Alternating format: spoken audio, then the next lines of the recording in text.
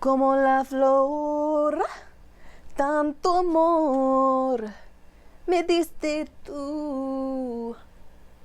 Ay, como me duele.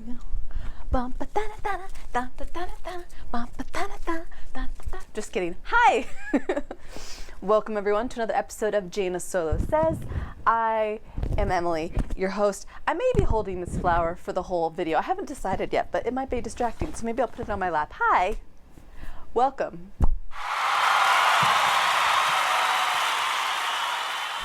So, if you were paying attention at the beginning of the video, you heard me singing a little something something, and that should give you a hint about what we will be talking of today, which is the new Netflix show, Selena, the series.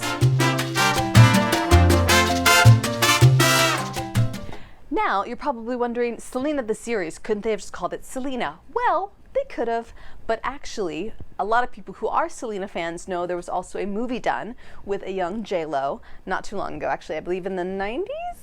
And now I'm probably incorrect. But there was a very famous movie called Selena about the famous singer. It's based on a true story of a singer who, sang Spanish and English, and her journey to become a very, very professional singer. However, her life was very tragically cut short, and I don't want to give too much away for those who don't know the story, because that is what the movie and TV show kind of delve into a little bit. So, first thing I'm going to do is just give you a basic story synopsis. So here we go. This first half that we've been let in on is basically Selena from the very get-go, from the beginning. So it starts with like her on the tour bus scene saying hi to her fans, and then her doing that first song. Then it basically backtracks to the very beginning of her life when she's born.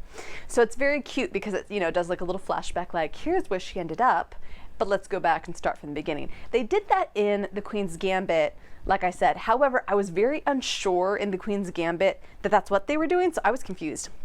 Whereas this was very clear and I understood it way easier, so I think it was a good choice. It basically starts, when she's born, and then her and her dad, who's always a very interesting character, the dad in the Selena story. He's very, overprotective, and he kind of runs the band. He's like the manager, a little strict, very moral man. And so that's an interesting dynamic with her trying to grow up in this kind of sheltered, yet she's like this icon, or going to be, in this story. And they also talk a bit about her siblings. She has a sister and a brother who basically joined like the family band. It's very like Partridge Family, Von Trapp family kind of story, where the band is made up of the family members and their kind of story to fame, although she's the main singer.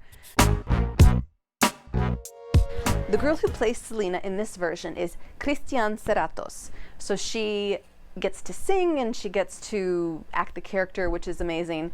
I actually love like the first 5 minutes of this show the best, because it basically starts with her like slow walking out onto the stage, and you see all these lights, and you can tell like she's made it, or at least she's pretty popular. She's in a sold out concert hall and the music's playing, and all of a sudden she starts singing her song, the Tanto Amor, and you're just like, oh, it gave me goosebumps. I was so like that alone, I could rewatch that scene like 80 million times.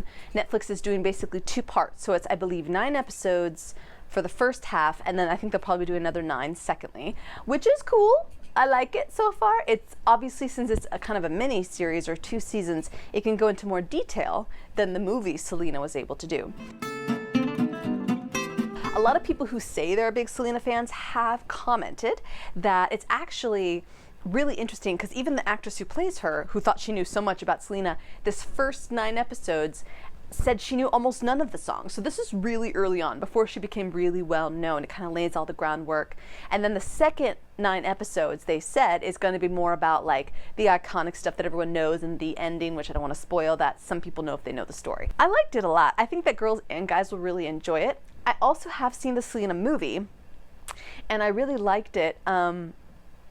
So it was really cool to also compare it to the TV series. I think there were some similarities. There are moments when the actress who does this version does sound like J-Lo. It's scary. So I'm like, what? But it's definitely not her trying to imitate J-Lo. It's just the persona that I think Selena is. So I loved it. I really did.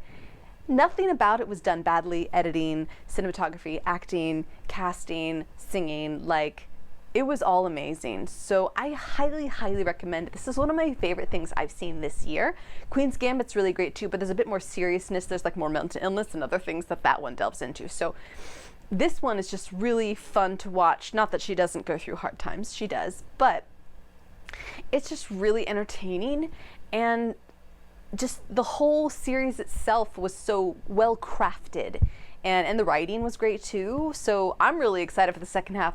As far as I'm concerned, it needs to get here now because I don't want to wait any longer for the second half. So it needs to get here yesterday. Fun for the whole family, highly recommend it. The first 5 minutes, like I said, if that doesn't sell you on watching the rest of the series, I don't know what will.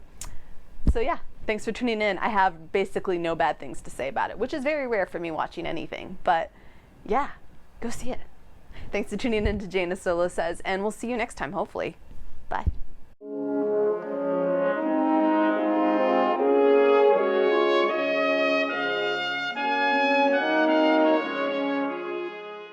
These are the outtakes. Click! Oh, se parquito. I can't sing it. Who said I should sing? Who should I? Me, because I love it. And it doesn't even matter if I can't sing. I put my hoops in. Do you guys like this? Isn't this cute? This is fun, right?